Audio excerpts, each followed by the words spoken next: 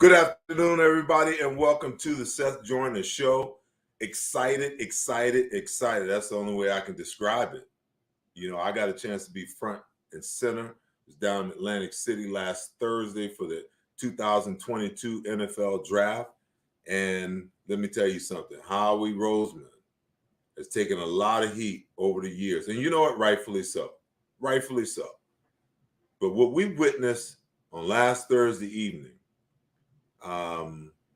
I've heard adjectives like spectacular, home run, out the park. I mean, you just name it. I've been hearing it ever since this draft was over. And I'm going to give him an A+ because, you know, our job in the media is to kind of, you know, kick it to you as real as we can. But, you know, when you're the type of, when you criticize someone or you criticize a team, I'm of the firm belief, and this is what some people don't hear from me at times, is that when something positive happens, that you give the positive affirmations and you give the props and you give the credit where the credit is due. I do that with the Eagles. I do that with the Sixers. I do that with everybody. I can be critical, yes, but when you hit it out the park and you do the right things, you know, I am the first one to give someone the credit that they deserve. And Howie Roseman, you know, listen, we went to this draft with 10 picks. We only came out with, 5 players. And I'm just going to throw A.J. Brown in there as a 6 because realistically, he is a draft pick, you know, when you think about what we gave up to get him. But the Eagles are sitting in pretty darn good shape across the board. Are there some holes? Like everyone else, I'm wondering what happened to the cornerback? What happened to the safety? We're lacking in those areas. But for the most part, you know, you got to be thrilled at the prospect of, you know, what Howie Roseman pulled off last week, where the Eagles sit, the type of talent that they have, the upgrades that they made across the board. And listen, no one's more excited, I know, than me, than the guy who's joining me today. He has been the voice of the Philadelphia Eagles on WIP during the live broadcast for, my goodness, 45, almost 50 years now. You guys know the voice. It is incomparable. He is my friend and my colleague, and I'd like you guys to give my man Merrill Reese a round of applause. Merrill, how are you? I'm great, Seth. Always great to speak with you, and you are right. I could not be more excited about this draft. Although I always temper things by saying, let's see how it works out when the bullets all start to fly. But on paper, at least on paper, this is a very, very impressive offense all the way through. They've got a great offensive line, one of the best in football. They've got a young quarterback who is going to be put in a position to play at his best. I like him. I've liked him from the beginning, but now they have surrounded him with the total package, a great arsenal of wide receivers, solid running backs, a tight end who can be a weapon. They've given him everything he needs to really succeed. So I'm excited about that, and I'm excited about the fact that they took two of the biggest defensive difference makers in all of college football, two of the guys who were so responsible for Georgia's national championship, and put them on this team. In fact, if you had awakened me on Wednesday and told me by Friday night that Jordan Davis, and that N'Kobe Dean and that A.J. Brown were going to be Eagles, I would have told you that I was dreaming and let me finish my sleep, because nobody saw that coming. Nobody. Well, Merle, listen, I will say this. I tell people all the time, I even tell players, it's one thing to draft them, but that's when the work really begins. That's really where the rubber meets the road. For the player to come in with the right mindset, to come in and do the work, do the requisite work so that they can get better and get prepared to be a major part of, where this team and this organization is trying to go. But it's also incumbent upon the coaches, Merrill, because, I catch a lot of flack on Twitter sometimes. People, even on the show, they'll make comments, oh, you talk about development. And one gentleman, came at me on Twitter last week. He said, I don't understand, he was talking about Jalen Hurts. You're talking about development. You're talking about the simple things that a young guy should learn in high school and college. He should have those intangibles already embedded in him. And I'm like, oh my God, how wrong are you? I mean, if you just think about college, most college offenses, Merrill, they're not concerned with trying to develop the player. They're concerned with trying to develop a winning program. Mm-hmm. And if that means putting a quarterback in the shotgun every single play and running him 45% of those plays, then that's exactly what they're going to do. That doesn't benefit a quarterback. That doesn't teach him how to read, a defense. It doesn't teach him how to set protections and things of that nature. So when a lot of these players get to the NFL, to my point, they need development. And when you talk about these young players, it's a massive difference between what they did on a collegiate level and what they're going to face and the requirements and the things that they're going to need to know and the improvements they're going to have to make at the professional level. You're not dealing with 18, 19, 20, 21-year-olds anymore. You're dealing with full-grown men, who understand how to play the game, and you've got to get up to speed as fast as you can. You're right. Now, every now and then, somebody like Joe Burrow comes out of LSU, Absolutely. it goes into a very good system and prospers, or somebody like Justin Herbert comes out of Oregon and takes off pretty quickly with the Chargers. But I'm not saying that Jalen Hurts is going to Canton anytime soon. But if you look at two of the best quarterbacks to come around in the last 25 years, let's talk about Aaron Rodgers. Aaron Rodgers was drafted by the Packers in 2005. He sat in 06, 07, and didn't really play significantly in 2008. Drew Brees was drafted by the Chargers and he had his moments, but he was on and off and up and down until 4 years later, he ended up with Sean Payton in New Orleans and his career took off. You're talking about a quarterback in Jalen Hurts who has now started 20 games in the NFL.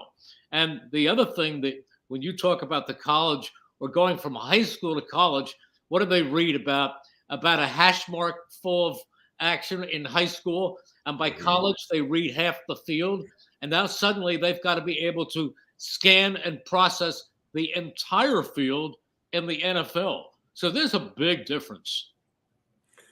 Well, Merrill, let's dive into these draft picks because it's impressive. And I mean, even when you think about this first guy here in the first round,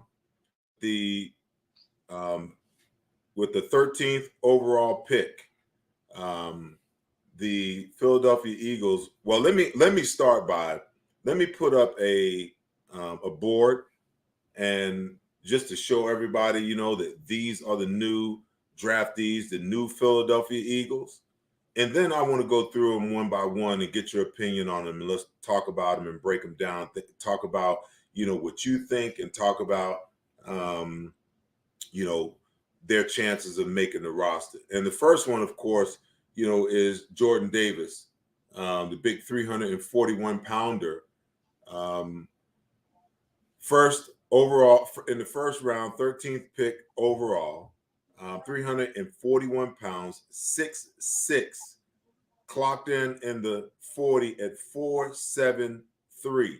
It's funny because Mike and I was talking just recently about his 40 time, Merle, and Mike said he was close in speed in his 40 time to the greatest wide receiver of all time, Jerry Rice. Jerry Rice. Jerry Rice, I believe, ran like a high 4.6. Yeah. And here's a guy, almost 200 pounds bigger or 170 pounds bigger that clocks in at, 4.73. What Merle, when you considered and thought about this kid, I heard you say earlier, that you were hoping that they would be able to get him. Yeah, that was my number one guy that I wanted, Jordan Davis, more than anybody else. I mean, I knew, of course, that guys like Aiden Hutchinson weren't going to be there, but Right. the number one guy I wanted that seemed like they had a chance to move within range to get was Jordan Davis. He was the guy I wanted. Why? Because he is a disruptive difference maker at the line of scrimmage. Seth, we talk about the great coaches of all time, and we talk about the coaches who teach us different things. I have met some assistant coaches, some coordinators over the years that I've learned a lot from also. I mean, head coaches, sure. I mean, I love Dick Vermeil and I love Buddy and all these other guys, but there are coordinators who should be in the Hall of Fame, even though they weren't great head coaches. One is Bud Carson. I think Bud Carson was as close to a, quote, genius as you could get. He looked like a college professor. You'd expect to see him strolling across the Princeton campus on his way to teach English Lit. That's what Bud Carson looked like. But I became friendly with him, and I would go into his office and talk to him. And he used to talk about, and I could ask him anything. And we talked about Reggie White, and we talked about our friend Clyde. And he said to me, but let me tell you something. They're both great players. Reggie's an amazing player. Clyde is a very, very good player. He said, but when you talk about their sacks, the guy who is most responsible for their sack totals is Jerome Brown, because he collapsed that pocket.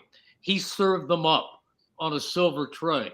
That is how important that defensive tackle can be. I mean, this is a guy who really can make a mark and change this defense to a great, great extent. Merrill, his size and his speed and his quickness, is an anomaly when you look at most players in the NFL. Okay, I'm going to play devil's advocate because this was my take on Jordan Davis before the draft. So one of my viewers, Elliot Jesser, says, so Davis only played percent of the defensive plays. Do you think he can be an every down player? So before I let you respond to that, I'm going to tell you what my reservations were. To move up from 15 to 13 to get him and to give up a fourth and 2/5 in order to accomplish that, that's a lot.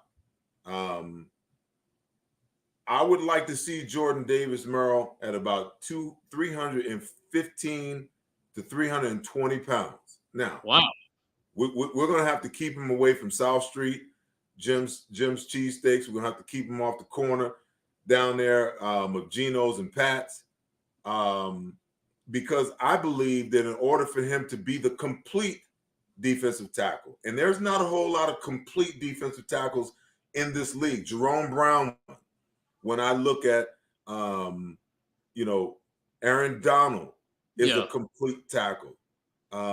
Fletcher Cox has been at times a complete, defensive tackle. For a good 5-year stretch there when he was a Pro Bowl. So a defensive tackle to me is one who can play the run, but doesn't have to be taken off the field in passing situations. He can rush the passer. He's that rare ability to do both. A lot of times you see a guy, he has one or he has the other. I'm just afraid that if Jordan Davis doesn't get down in weight and he doesn't learn how to rush the passer on a consistent basis, that he's going to turn into a 2-down player. You're going to have him in first down and second down. When you get in third and long situations, you may have to take him out of the game. If he doesn't get his weight down to a place where he can play, and I get it. Most teams don't play their players any more than 65% of the plays. They try to rotate players. It's a lot different than when we played. We never came off the field. But I just feel like he's got to get himself in much better shape. I like to see a pro body on this kid. I can just shudder to think of what a pro body can look like on him, where all the baby fat is gone. He is just rocked up at 215 at 6'6". 315. 315. You don't want to be 215. Yeah, I don't want him at 315. 315. Yeah. But I think that he can be a much better player at that weight, Merrill, than he would be at 341. And there's rumors that he played last year, his senior year, between 350 and 355.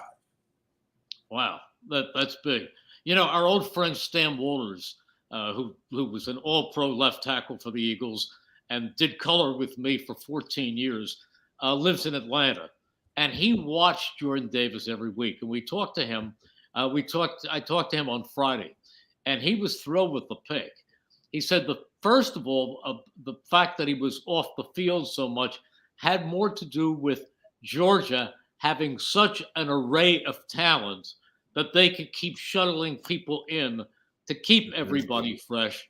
And the second thing is, he said he was double teamed on every single play.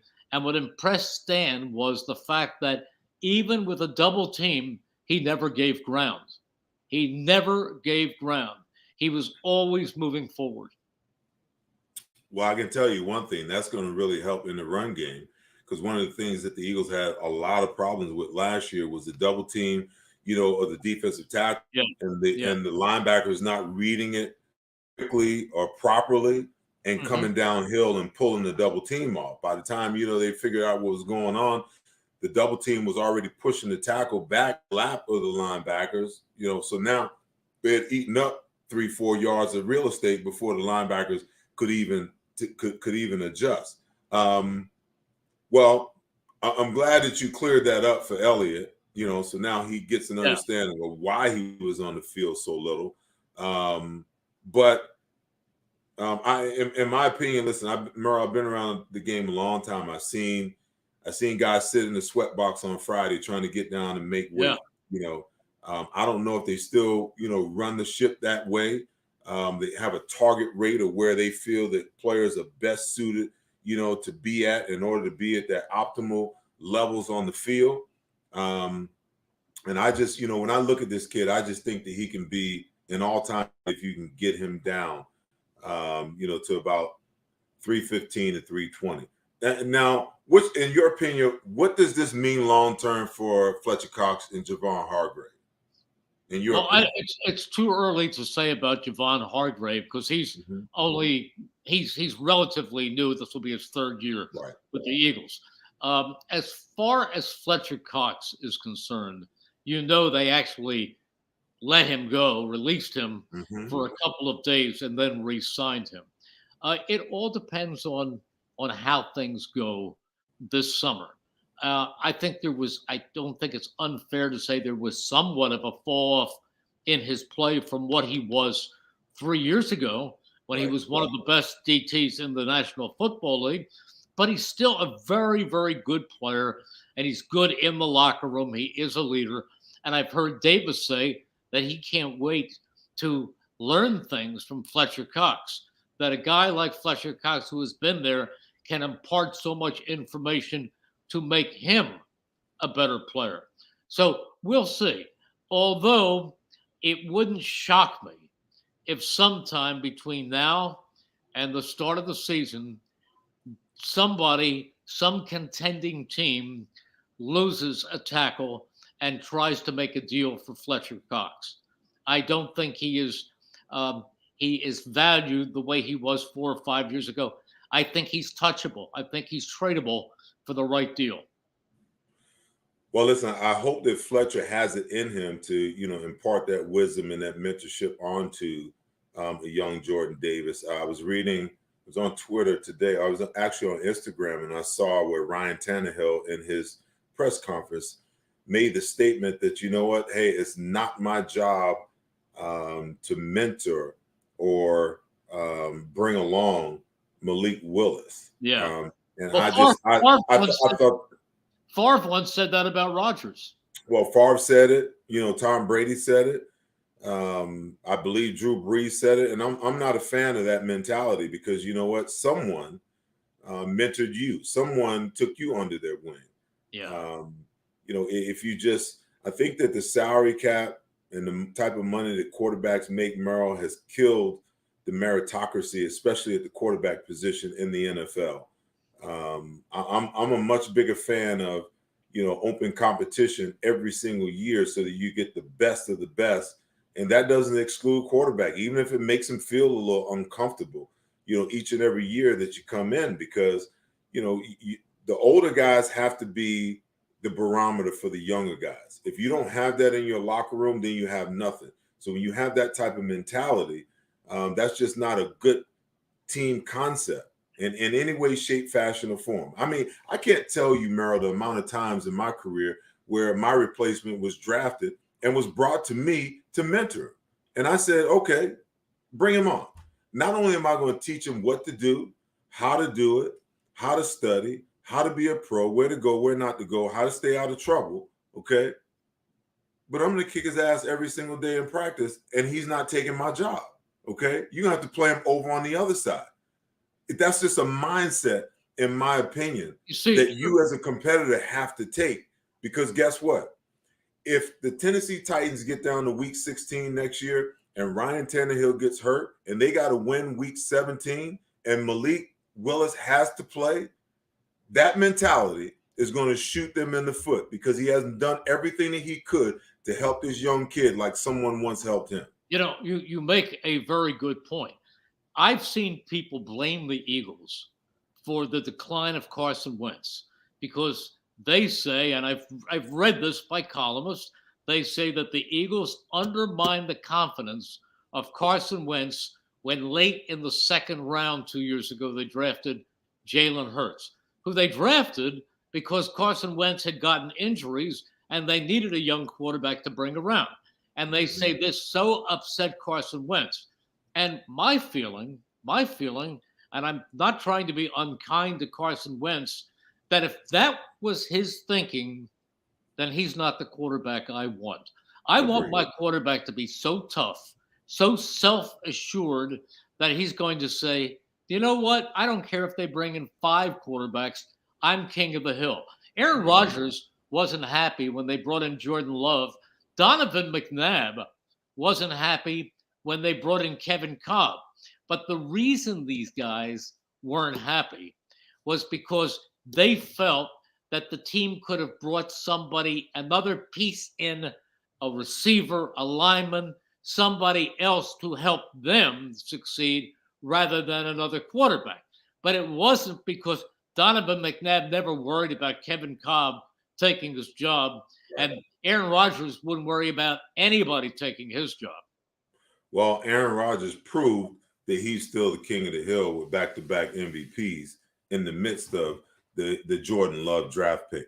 Okay, Merrill, I want to move on, and I want to talk about number 18, okay? A.J. Brown. So A.J. Brown was traded for. They got him from the Tennessee Titans for the 18th pick overall. And then Howie turned around and gave him a 4-year, $100 million extension, $57 million guaranteed. See, Merrill, for me, this is a draft pick for me. The Eagles have now drafted 4 wide receivers in the first round in the last 4 years.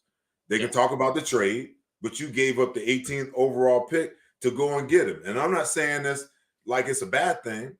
I don't know that you can be successful over the long term when you keep reinvesting year after year after year after year in one position and neglecting all the other positions.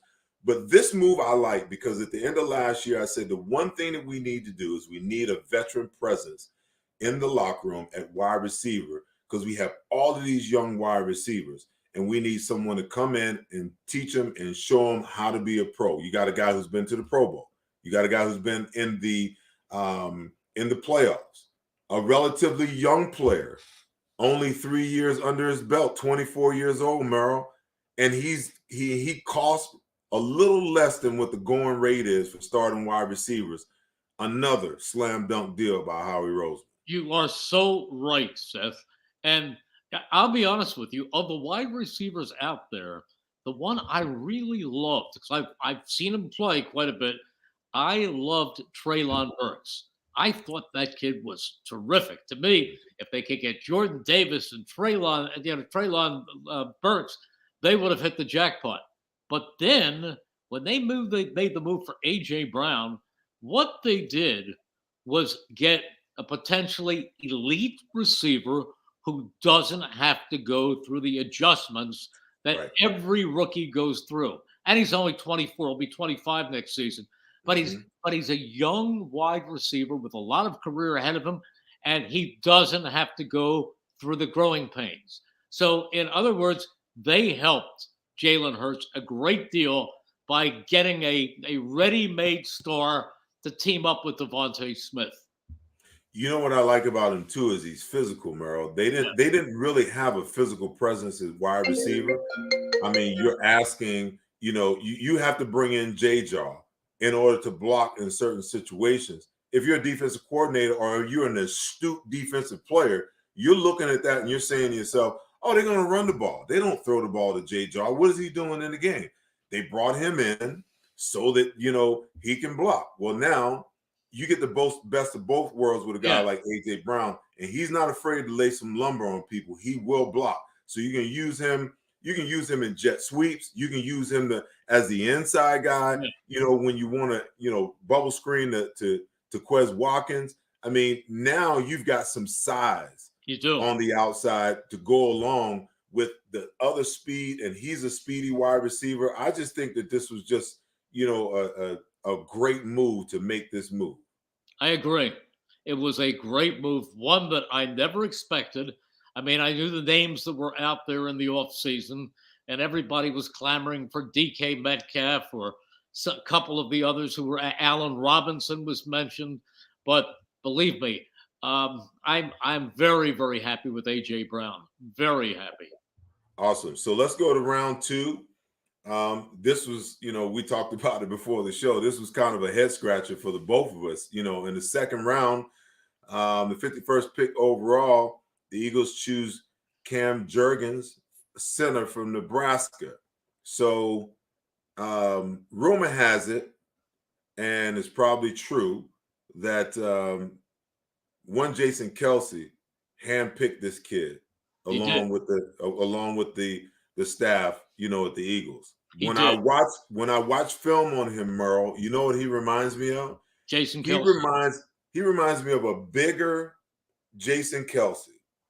I mean, he's like 310 pounds, but he moves like Jason Kelce. If you don't cover him on the line of scrimmage, he can get out and lead the bubble screen. He can pull. There are those who had rated him higher than Tyler Lindenbaum, who was the number one rated center.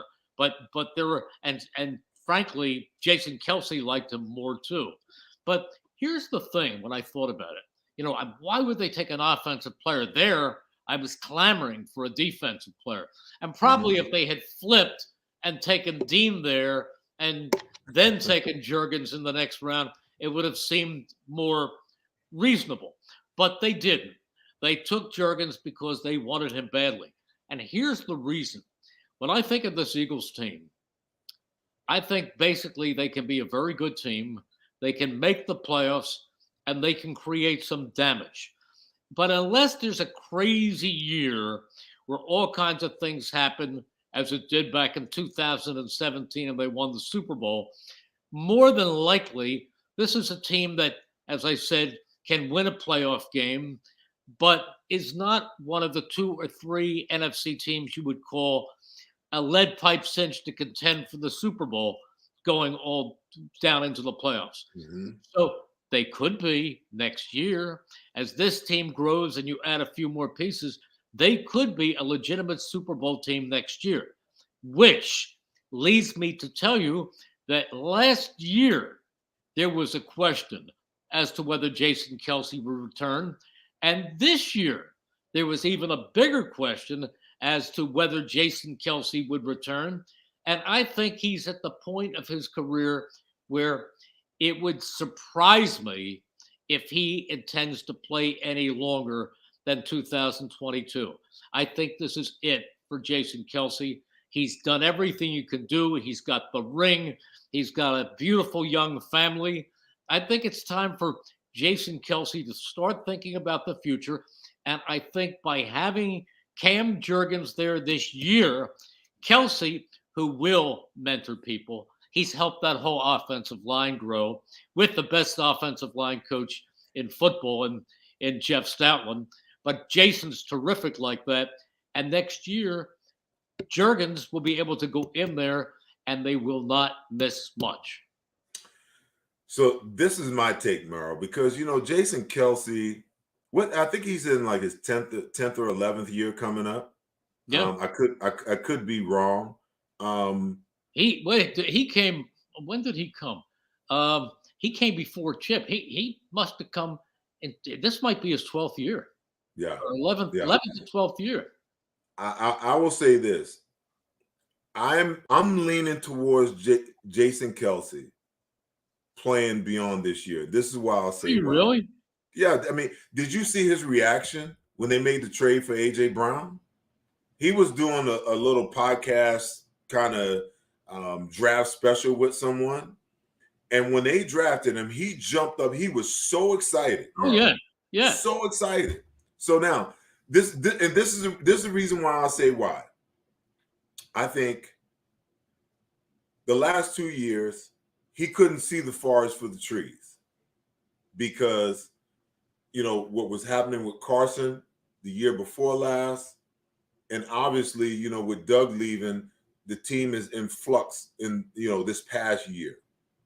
I think that now he can begin to see some light at the end of the tunnel, that there's an opportunity for him to even immortalize his career even that much more, because there could possibly be another Super Bowl run on the horizon for a guy like Jason Kelce. Because when he looks at what they did offensively, they're only going to get better. If Jalen Hurts isn't the answer, then they're just a quarterback away. And with 2 1s next year and 2 2s in 24, listen, they've got more than enough capital to rectify that position, whether they have to do it via the draft or whether they can do it, via trade. Okay. But I think that he plays on beyond this year because I think that he sees that there's an opportunity to get another ring. What I like to see happen. Can you take?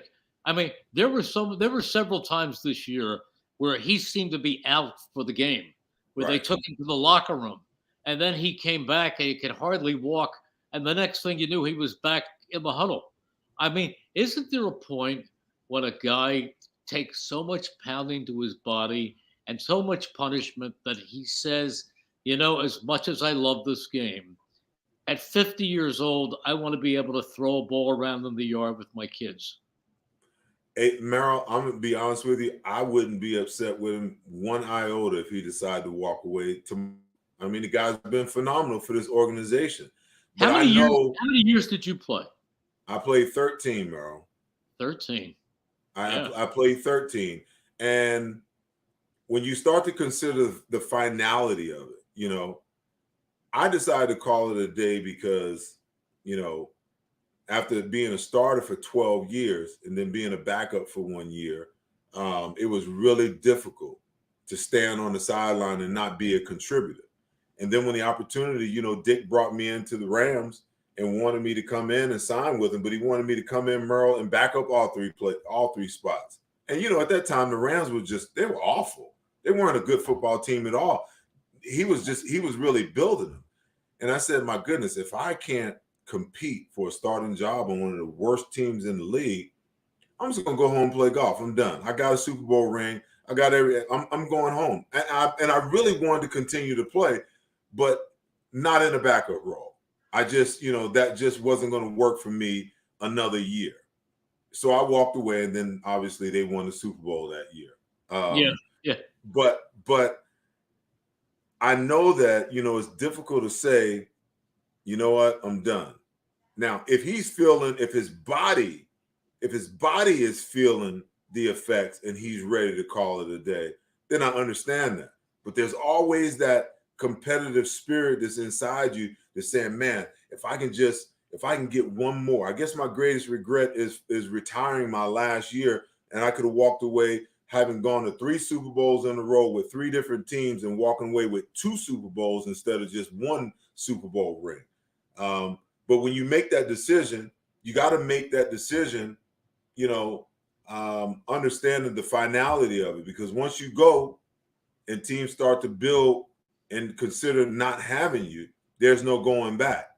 But man, I'm telling you, the lure of another chip, and the lure of being able to throw on another mummer's outfit, and do it all again. I just, he just seems like the type of guy that can't walk away from that, man. And I'm telling you, I could see the excitement on his face on draft night. Well, we'll see how much Mrs. Kelsey has to say about that. Okay, so let's move on to the 3rd round. And this is the one, Merrill, that really did me in, okay? Because I had this guy as one of my top linebackers. Obviously, Devin Lloyd to me is more athletic, but this kid right here is a natural born leader. I think within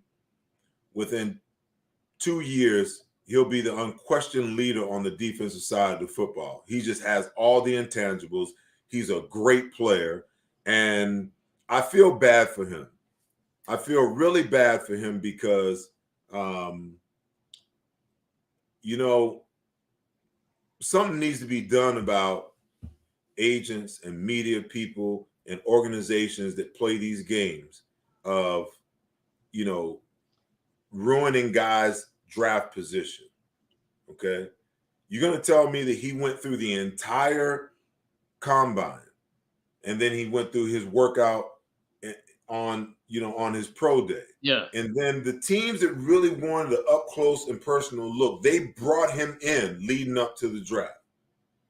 And the day of the draft, somebody comes out and says, oh, he's got a pec injury and he's going to need surgery.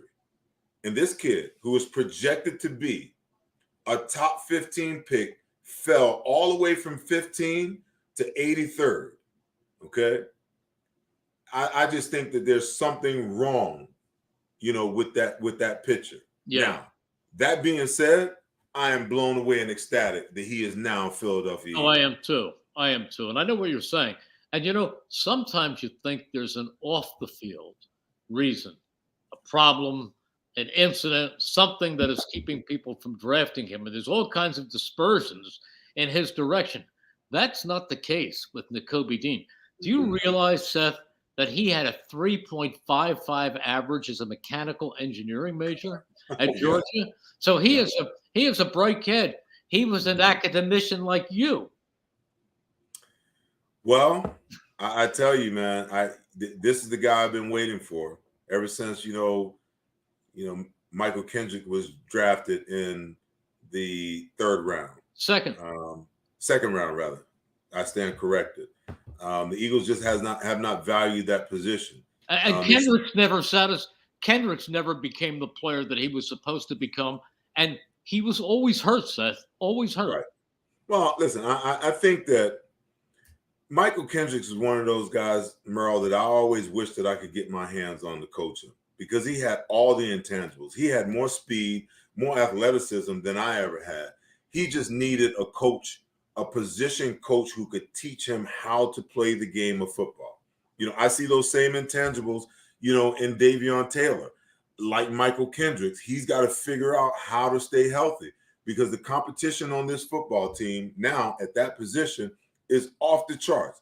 TJ Edwards steps into a starting role last year and realizes that, hey, I got a chance to be a starter. Takes the bull by the horns. Okay. Now we sign Kazir White. We've got Hassan Reddick, who, in my opinion, you can't line him up at defensive end at 6'1", 235 pounds every play. He's going to play off the ball some. Okay, that's just the nature. That's just the truth of the matter. That's going to give Jonathan Gannon a lot of flexibility in the defense and what he's able to do. Just having his presence and having him as a guy who can bring pressure off the edge. Then, in the 6th round, we're about to get to this guy next. The Eagles draft, Kyron Johnson. Okay, another linebacker. So all of a sudden, we're just loaded. At a position that we haven't paid attention to. Yeah. And I don't know how long. It's about time. You're 100% correct. It is about time. It is about time. And especially in today's NFL, Merrill, because, the day of the 3-4, the 4-3 is really gone because, teams dictate by personnel what personnel defenses can put on the field. I don't care whether you talk about a guy as an edge rusher or an outside linebacker. He's really a defensive end. The fronts the teams are playing now, they're playing a 4-2 front. Yeah. Now, teams will get in the 5-man look, their eagle look, their bear look. They'll get in 5-man. They'll go under, over, either way. They can do that with either the Will walked up on the line or the Sam walked up on the line. But at the end of the day, you're really a 4-man line, And you're only going to get bits and pieces of that because if you live in that long enough, then offenses have the ability to really, hurt you in a myriad of ways. Okay, because if you go 5-man, now you got one less guy in coverage unless you drop him, and that didn't work well with Denard Avery and Ryan Kerrigan last year dropping in the coverage. So we might see a little more of it this year now that we've got guys who's proficient, but in today's NFL, you got to have linebackers that can run, you got to have smart linebackers, and you got to have aggressive linebackers. The linebackers can make such a great difference. And you know what just reminded me of that? When your show went on the air tonight, they showed the beginning parts of you in action. And I have never forgotten the plays you made in the course of a game. You were all over the field, getting to the quarterback, picking up a fumble. I mean, linebackers, really good linebackers like Seth Joyner, are defensive difference makers. And I felt that at the end of last season, this team did not have one defensive difference maker. They had some decent players, but they didn't have a true disruptive defensive player at that line of scrimmage. And that's what you were. And hopefully that's what somebody like Nakobe Dean can be. Well, listen, absolutely, Merrill. And I tell you what, I always say, and people think that I'm biased when I say it, but the linebacker, in my opinion, is the most important player on the defensive side of the ball. And this is why I say it, because the linebacker is the only player that's a hybrid. He's a hybrid. He's half defensive lineman. He's half defensive back. Okay. He's the only position on the field that's built that way, where you're involved in every single play in the run and every single play in the pass in some capacity.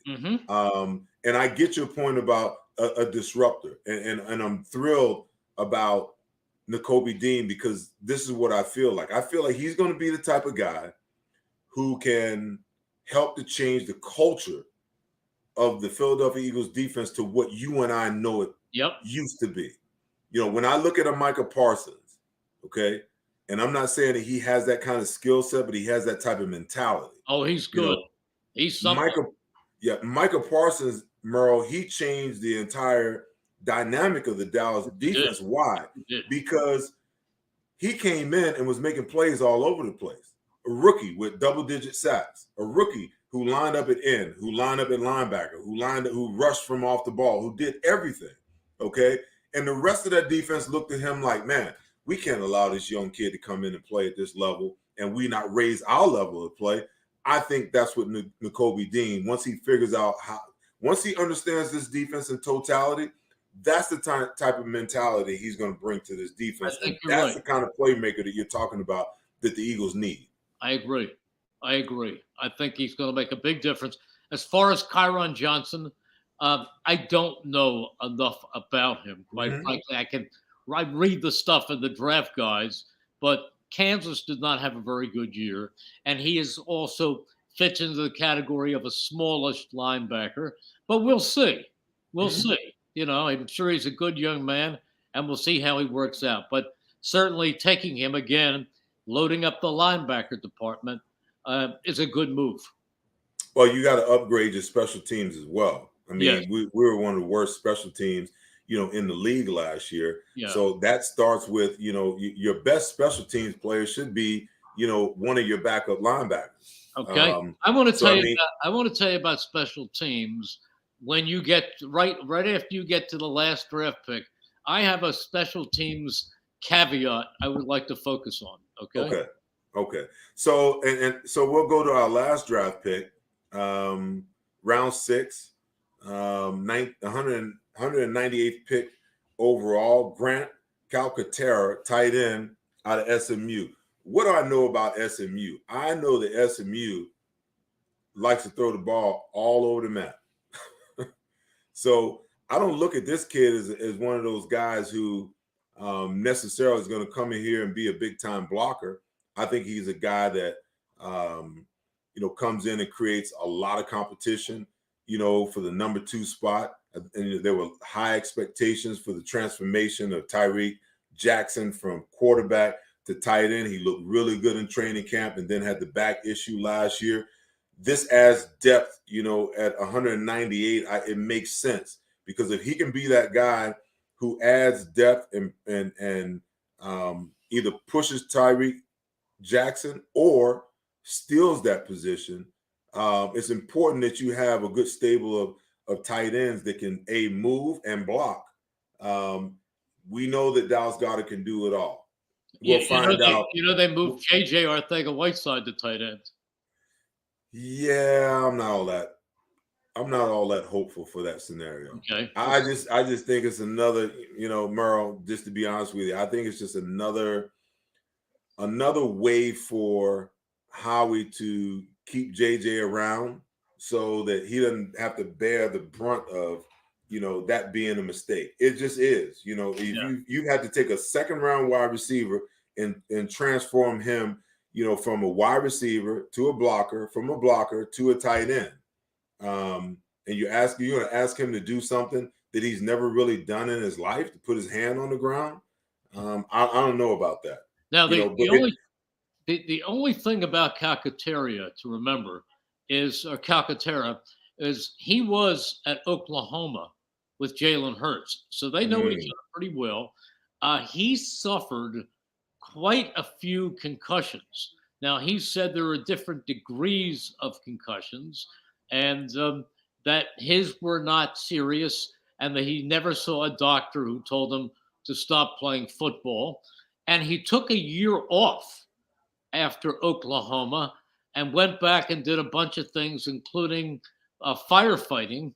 Reminds me of Danny Watkins, who was a firefighter who didn't make it, but he was a fireman. And then he came back and went to SMU, and he said, football's in my blood. This is what I've done all my life, and I'm not through yet. I want to give it a go. But there is that mitigating factor of somebody who has been concussed numerous times. And my experience with watching that happen is they become more and more frequent once you have that problem. Right. Well, I hope for the best for the kid. And, there's a lot of new things that are going on in helmet technology and whatnot to keep him well. So, hopefully it'll all work out for him. I just want to run through some of these free agent signings, Merrill, because that's what I'm excited about. Yeah, they're interesting. We'll start off on the defensive side of the ball. It's amazing because Mario Goodrich, cornerback from Clemson, got a huge signing bonus to sign with the Eagles. And I guess on some level, there must have been a lot of interest from other teams that the Eagles had to step up. A $217,000 signing bonus. You want to know what my signing bonus was, Merrill? Back in 1986? $17. $15,000. When I saw that check and all those zeros, I'd never seen that kind of money in my life, Merrill. I thought I was rich. Oh, my. Well, let me tell you, they got a bargain. They got a real bargain. But you know what? The name that I saw, Seth, I watch, as I said, I love to watch college football. And I've stayed up late on Saturday nights to watch the University of Utah for one reason. And I know Devin Lloyd was there, but the reason I watched Utah was because they had a 5'8", 169-pound return man. He was also a wide receiver who was 25 years old because he had done a mission, I guess, for 2 years. Yes. But every time he went on the field to return a kickoff or a punt, there was a murmur through the stadium. And you would have thought you were watching Devin Hester. This kid, Britton Covey, was electric. He looked like he came out of a video game. I mean, he could stop on a dime. Those of you who haven't seen him, Google him. Go Google him and look at some of his returns. Now you see him, now you don't. And when the Eagles had Deshaun Jackson back for the last time, that was pretty much beyond him. But the last time the Eagles really had an explosive return man, and again, he did well, but it was the very end of his career, and that was Darren Sproles, who I called Mighty Mouse.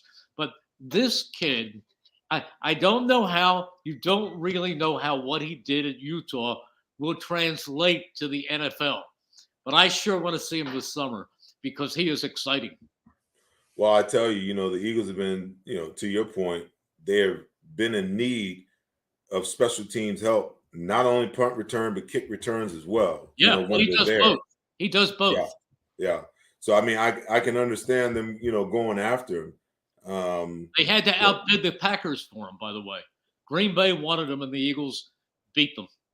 Yeah, it's amazing. Now that I'm looking at, some of these signing bonuses, it's amazing. And they're guaranteed. I mean, this Noah Ellis kid from Idaho, defensive tackle, the Eagles paid him $240,000 signing bonus. The Eagles have invested some serious money into some of these players that, that are undrafted free agents. Yeah. But that just gives me an idea of, these are guys that could potentially stick. I mean, I don't think you give you don't give a $200,000 signing bonus to Mario Goodrich, cornerback from Clemson, if you don't believe that he has, some potential. I mean, here's a kid, in 12 games, his senior year, 48 tackles, 11 pass breakups, and 2 interceptions. I would imagine that, his size, 6 foot, 176 pounds, had a whole lot to do with, maybe why he didn't get drafted at all. And then again, you look at Noah Ellis, $240,000, a highly rated guy, but obviously went through, an ACL tear back in, 2019 and just really trying to get himself together. So maybe they're kind of projecting. It's just, then Josh Stills, a guard out of Oklahoma, real nasty offensive guard. The Eagles gave him $135K signing bonus. I mean, the list goes on and on. I mean, listen, they did a really good job. The areas that I'm concerned with for the Philadelphia Eagles, and I guess, you really can't get it all done. Rome wasn't built in a day, okay?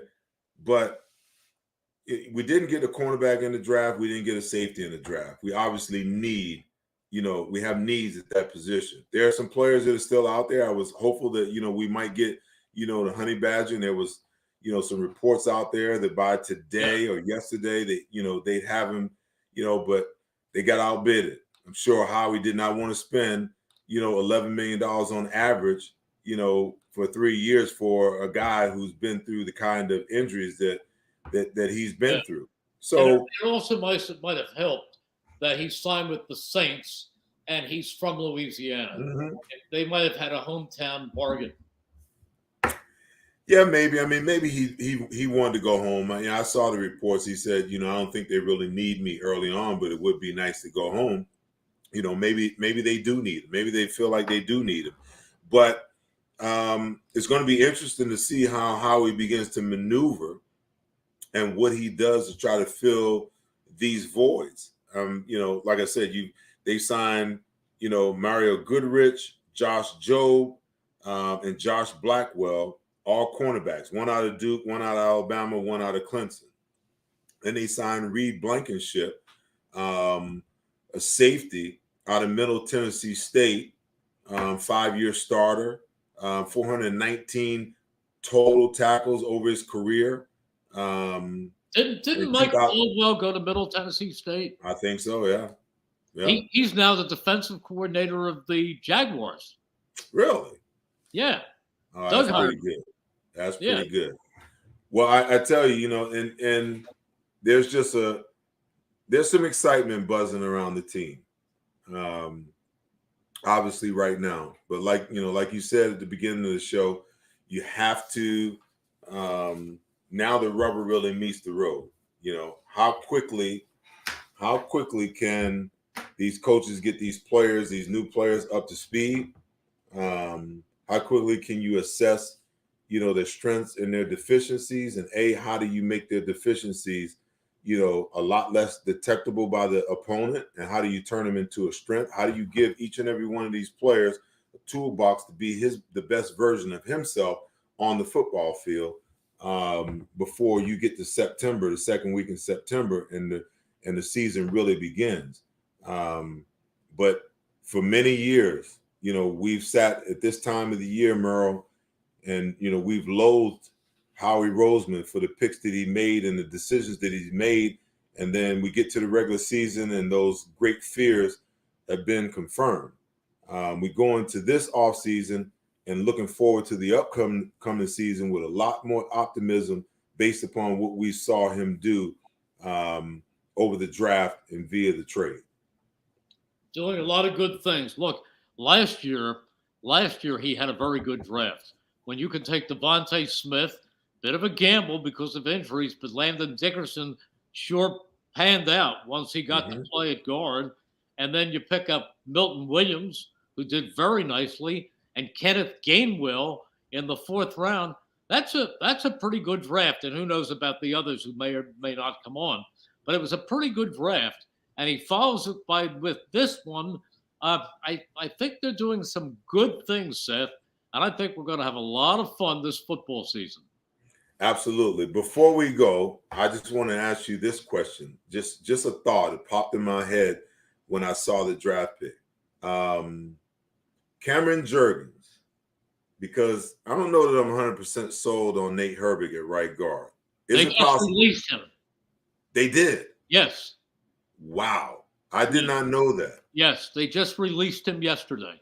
Okay, so then could it be possible that they could be looking at Cameron Jurgens at right guard until the transition is made? Yes, he hasn't been a guard, but I don't think that's out of the question at all. Interesting. It's going to be interesting, off season and interesting training camp to see how this all comes together. Yeah. And how it all works out. Well, Merrill, as always, it's been a blast. It's amazing that an hour goes that fast all the time, but I thank you for your time. And, like I always say, I thank my guests. Our time is our most valuable commodity. And I thank you for joining me tonight to break down this hopeful Philadelphia Eagles draft. Seth, it's always a pleasure. And it's not like I'm working or doing a show. It's just talking football with one of my really great friends who knows so much about a game. You've always been a student of the game. So it enriches my understanding of the game to spend an hour with you and just talk about our favorite sport. Well, thank you, my friend. Guys, that's the show for tonight. Make sure that you hit that like button, like, and please go to the YouTube channel and subscribe if you haven't done so. Spread the word and tell everybody that we're here, not only talking about your Eagles. We talked about the Eagles only today because, they were the story, but we'll be talking about all of the NFL as we get closer and closer to OTAs and training camp. As always, be good to each other and take care of each other, but most important, make sure that you love each other. I'll see you guys right back here next week, same place, same time on the Seth Joyner Show. Take care.